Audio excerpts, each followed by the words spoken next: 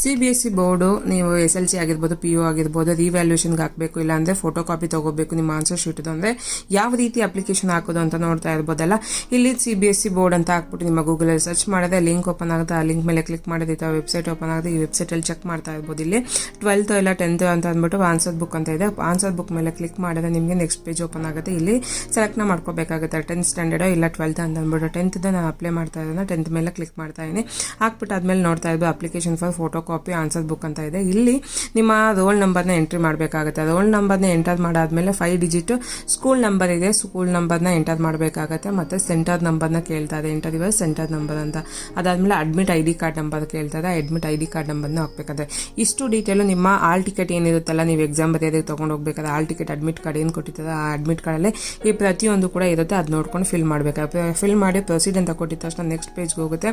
ನೋಡ್ತಾ ಇರ್ಬೋದು ಇಲ್ಲಿ ನಿಮಗೆ ಮಗುದು ಪೂರ್ತಿ ಡೀಟೇಲ್ ತೋರಿಸುತ್ತೆ. ಎಷ್ಟಾಗಿರ್ಬೋದು, ತಂದೆ ತಾಯಿ ಹೆಸರು ಪ್ರತಿಯೊಂದು ತೋರಿಸುತ್ತೆ. ಅದಾದಮೇಲೆ ಇಲ್ಲಿ ನೀವು ಯಾವ ಸಬ್ಜೆಕ್ಟ್ ರಿವ್ಯಾಲ್ಯೂಷನ್ ಅಂದರೆ ಫೋಟೋ ಕಾಪಿ ಬೇಕು ಅಂತ ಅಂದ್ಕೊಂಡಿರೋ ಆನ್ಸರ್ ಬುಕ್ಲೆಟ್ ಬೇಕು ಅಂತ ಅಂದ್ಕೊಂಡು ಆ ಸಬ್ಜೆಕ್ಟ್ ಮೇಲೆ ಕ್ಲಿಕ್ನ ಮಾಡ್ಕೋಬೇಕಾಗುತ್ತೆ, ಅಂದರೆ ಸೆಲೆಕ್ಟ್ ಮಾಡ್ಕೋಬೇಕಾಗುತ್ತೆ.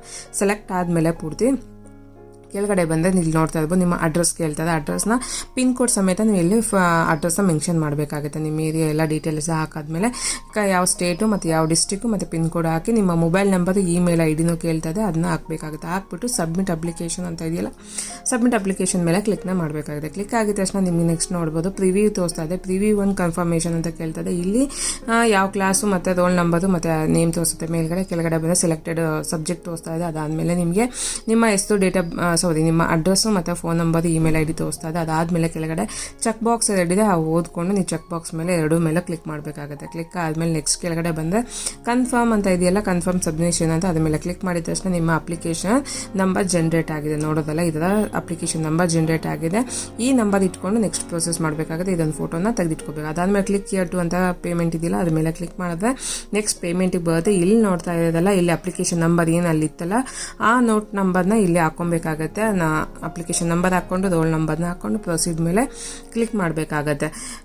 ಈ ಅಪ್ಲಿಕೇಶನ್ ನಂಬರ್ ಏನೋ ಮಿಸ್ ಆಯಿತು ಅಂದರೆ ನೀವು ಫರ್ಗೆಟ್ ಮಾಡ್ಕೊಂಡು ಬೇಕಾದ್ರೆ ತೊಗೊಬೋದು. ಅಪ್ಲಿಕೇಶನ್ ನಂಬರ್ ಮೇಲೆ ನೋಡ್ತಾ ಇರಲ್ಲ, ಫರ್ಗೆಟ್ ಅಪ್ಲಿಕೇಶನ್ ನಂಬರ್ ಅಂತ ಹಾಕೋದು ಕೂಡ ಬಂದ್ಬಿಡುತ್ತೆ. ಆ ಅಪ್ಲಿಕೇಶನ್ ನಂಬರ್ ಹಾಕಲೇಬೇಕು. ಅದು ಹಾಕಾದ್ಮೇಲೆ ಪ್ರೊಸೀಡ್ ಅಂತ ಕೊಟ್ಟರೆ ಇಲ್ಲಿ ನೋಡ್ತಾ ಇಲ್ಲ ಪೇಮೆಂಟ್ಗೆ ಹೋಗುತ್ತೆ. ಇಲ್ಲಿ ಪೇಮೆಂಟ್ ಎಷ್ಟು ಪೇಮೆಂಟ್ ನೀವು ಸೆಲೆಕ್ಟ್ ಮಾಡಿದ ಸಬ್ಜೆಕ್ಟ್ ಮೇಲೆ ಎಷ್ಟು ಸಬ್ಜೆಕ್ಟ್ ಸೆಲೆಕ್ಟ್ ಮಾಡಿದ್ರೆ ಅಷ್ಟು ಮೇಲೆ ಡಿಪೆಂಡ್ ಆಗುತ್ತೆ. ಅವ್ರೆಷ್ಟು ಅಮೌಂಟ್ ಎಷ್ಟು ಅಂತ ಅಂದ್ಬಿಟ್ಟು ಅದಾದಮೇಲೆ ಕೆಳಗಡೆ ಯಾವ ಥರ ಕಟ್ತಿದೆ ಅಂತ ಅಂದ್ಬಿಟ್ಟು ಇಲ್ಲಿ ಸೆಲೆಕ್ಟ್ ಮಾಡ್ಕೋಬೇಕಾಗುತ್ತೆ. ನೀವು ಇಲ್ಲಿ ಯಾವುದಾದ್ರೂ ಮುಖಾಂತರ ಕಟ್ಬೋದು. ಅದಾದಮೇಲೆ ಇಲ್ಲಿ ಪೇಮೆಂಟ್ ಮೇಲೆ ಕ್ಲಿಕ್ ಮಾಡಿದ ತಕ್ಷಣ ಎಷ್ಟು ಅಮೌಂಟು ಮತ್ತೆ ತೋರಿಸುತ್ತೆ. ಪೇ ಅಮೌಂಟ್ ಅಂತ ಹಾಕಿದ್ಮೇಲೆ ಪೇಮೆಂಟ್ ಅಂತ ಹಾಕಿದ್ದು ಕ್ಲಿಕ್ ಮಾಡಿದ ತಕ್ಷಣ ಇಲ್ಲಿ ನೋಡ್ತಾ ಇರ್ಬೋದು UPI ಸೆಲೆಕ್ಟ್ ಮಾಡ್ಕೊಂಡು UPI ಮುಖಾಂತರ ನೀವು ಮಾಡ್ಕೋಬೋದು.